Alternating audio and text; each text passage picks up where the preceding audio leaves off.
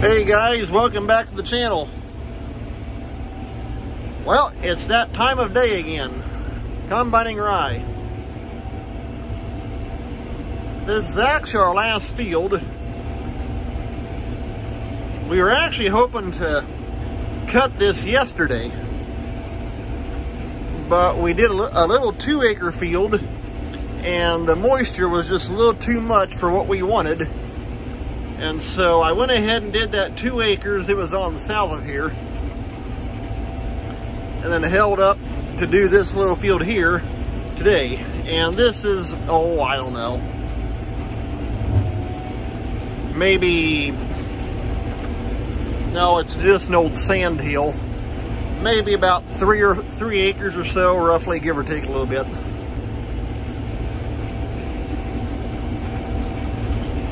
But yeah, this here will be part 2 and the last part of rye harvest.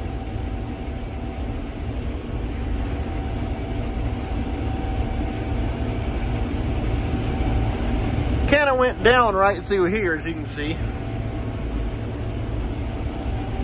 So I got to cut a low stubble.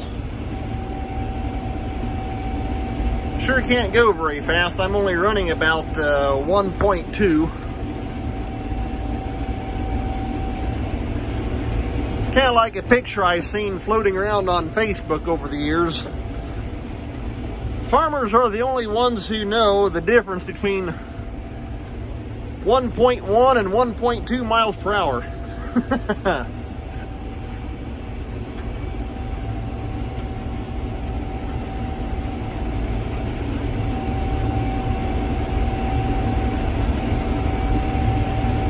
You can also see out here those trails where deer get out here running around, tromping it down.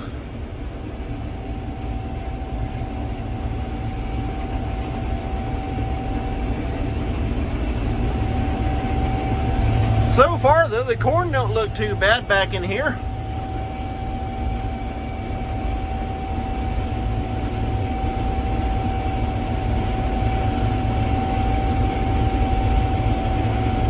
They're calling for rain over the next few days here, so hopefully we get some. Last week we got about an inch. We could definitely use some more. Kind of strange after all that about 6 inches of rain that we got here about a month ago. Now we're needing rain again. But here where we're at, north central Indiana, the ground's pretty sandy. Now you get south of here, you get much heavier ground, good black dirt, a lot more clay. It's got a lot better water holding capacity. But around here we just got good old yellow sand, black sand, gray sand, and they don't hold water too well.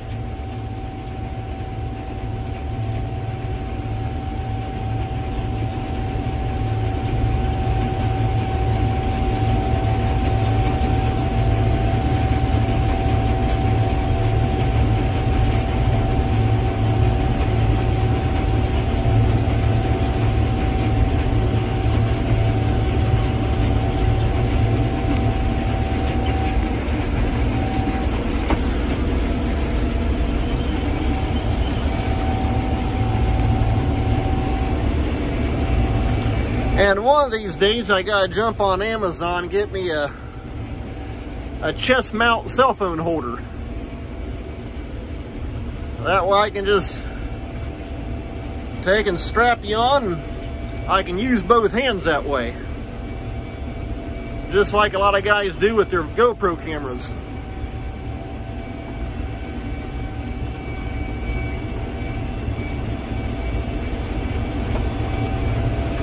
Back like I was telling one of my subscribers, let's see here, I was chatting with him last night. In fact, if I remember right, yeah, he goes by the channel name King Randy.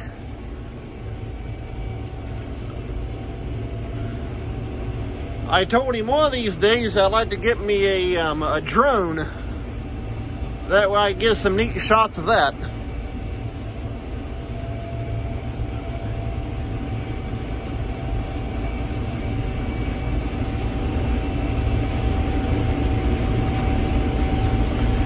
In fact, I was actually hoping to check out a drone this summer. Until here about 2 months ago, a neighboring farmer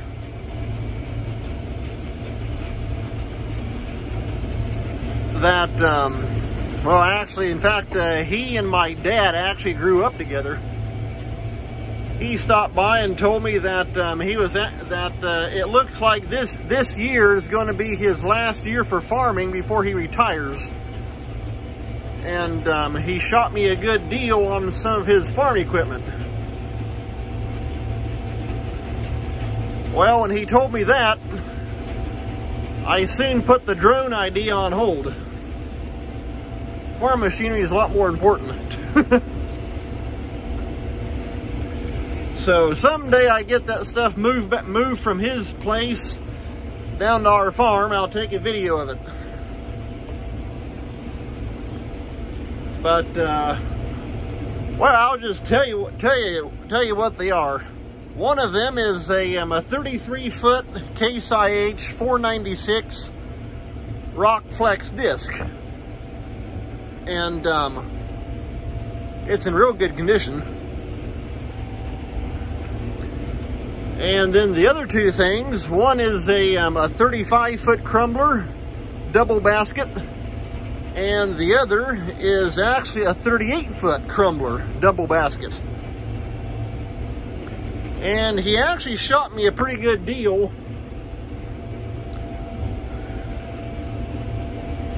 Because the price he told me, he said that was my price. He said to anybody else, he for just the disc and the 35-foot crumbler, he actually wanted more. And so he shot me a better deal than he was going to shoot anybody else. And so when he told me that, I jumped on that deal. So like I say, I told him here a while back it'd be a while after rye harvest and wheat and all that kind of stuff was done before I could actually pick it up, and he said that's no big deal. And so one of these days I'll get all that stuff moved down to our farm and grab a video of it and show it to you.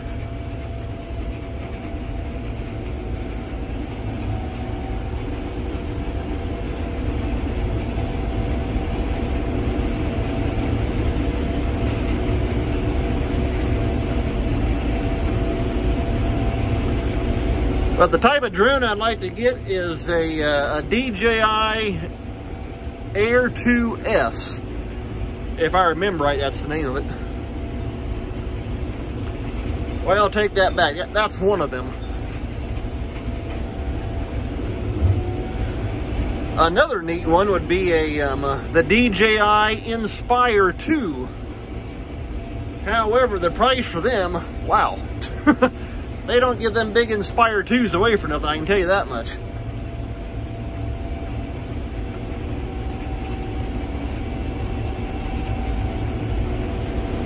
But, like I say, when my neighbor told me that, I soon put the drone idea on hold, and I'd much rather have the farm machinery. So for right now, my trusty old iPhone here is what I'll be shooting video on.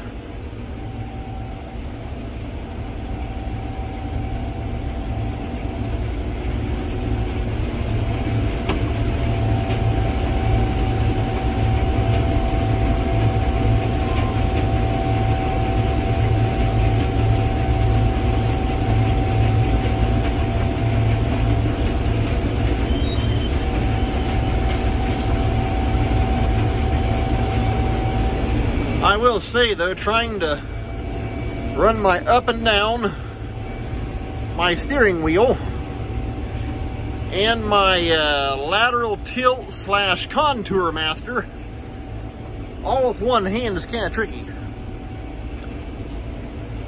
Like I was talking about in my would be the Rye Harvest Part 1 about the Gleaner R72. They actually have the contour and a lot more controlling of the head and that kind of stuff itself, all right here in the hydro lever. This one right here, this button right here is for raising the head up and down. This button right here, this bottom one, is for raising the reel up and down. And for the lateral tilt or the contour master, whatever you want to call it, it's the part that makes the head rock back and forth like this. Kind of like tipping the wings on an airplane. That is actually over here on this control box right here. Whereas on the 75, all that is right here in the hydro handle.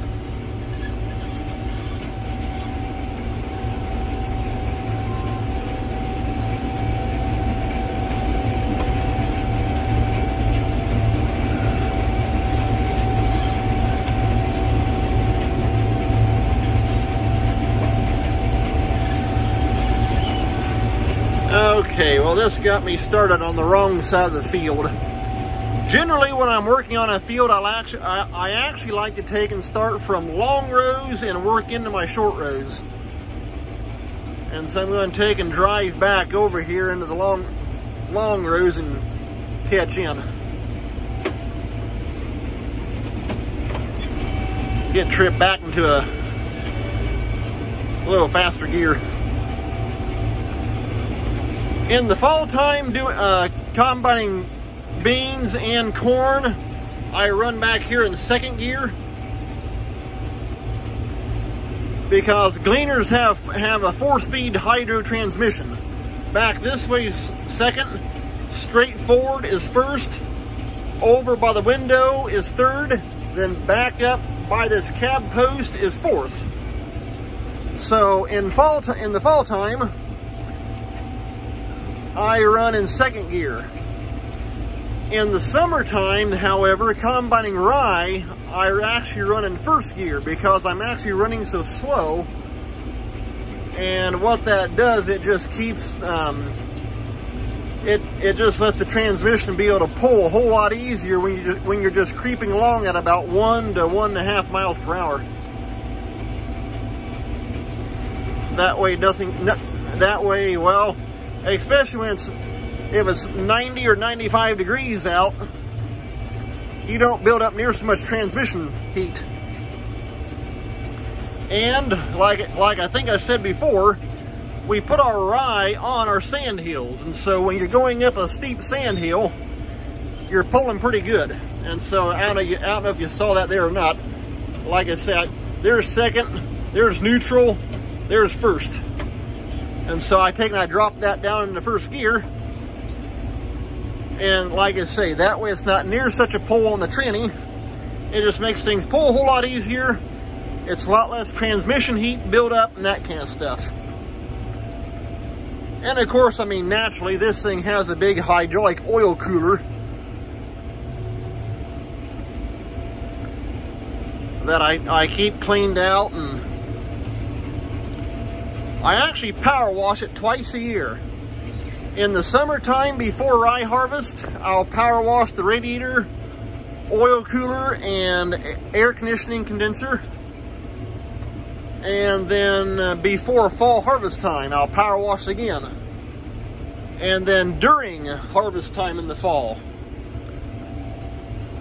every morning I'll take the air gun and blow it all out. I start at the bottom and just work my way up to the top, going back and forth on the radiator and the big hydraulic oil cooler, which is also the same oil that is pumped into the hydro.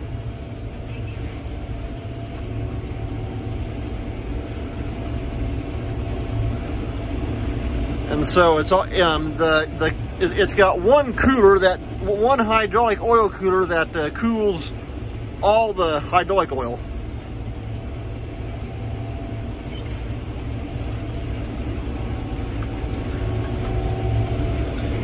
And unlike a lot of guys I've seen, they just run their machines until they literally have piles of chaff and trash and all kinds of stuff just build up everywhere. It's a great fire hazard. Right down through here, you can see I am getting into some greenness. I'm actually trying to keep my sickle just above that and not take too much of that in.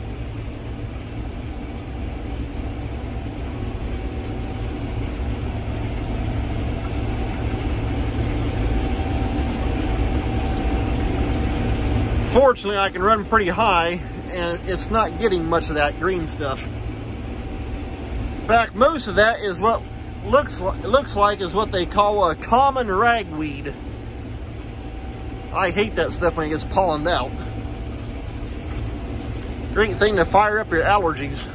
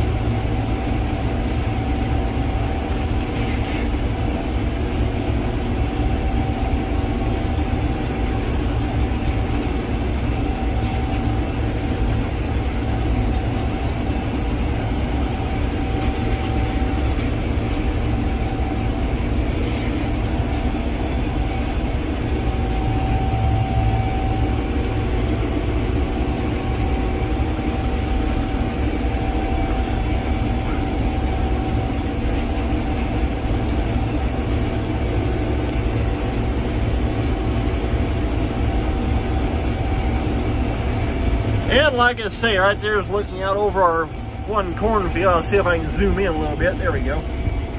Kind of got to look around the windshield wiper. So far, though, it's looking good.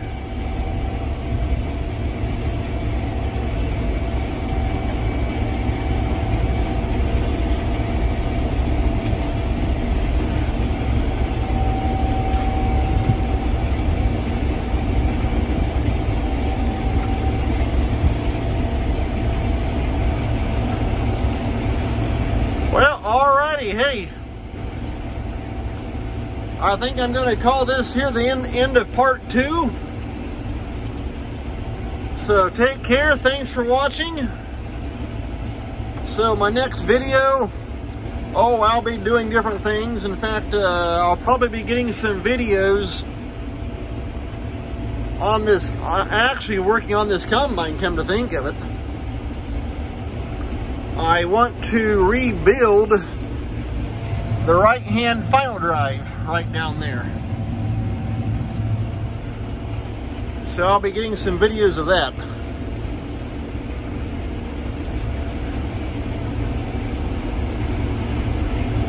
Because last fall,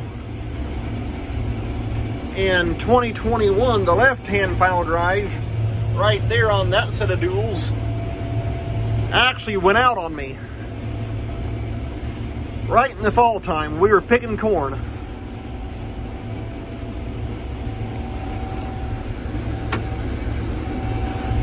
Let me tell you something, it's not a very good thing when you're rolling through the field and all of a sudden that outside dual comes up and starts smacking that ladder. I got out of the combine and looked at the tires, and they were sitting on an angle like that. So that's never a good thing.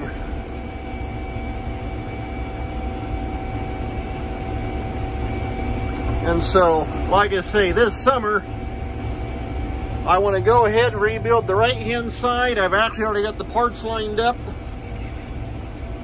And put new bearings and that kind of stuff all into it. That way I can do all that work in the shed using the forklift, as opposed to being out in the right out in the field doing all that. Because we were actually stopped picking corn. Well, let's see here. It went down late on a Wednesday afternoon, and it was mid to late Saturday afternoon when we were back up going again, because we had to get the parts in and that kind of stuff. And when you're out in the field, you don't have access to all your air tools, so that makes it kind of tough.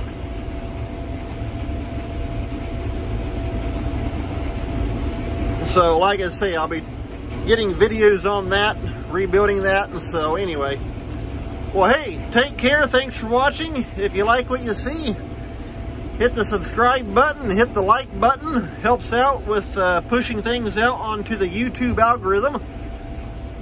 So take care. We'll see you next time.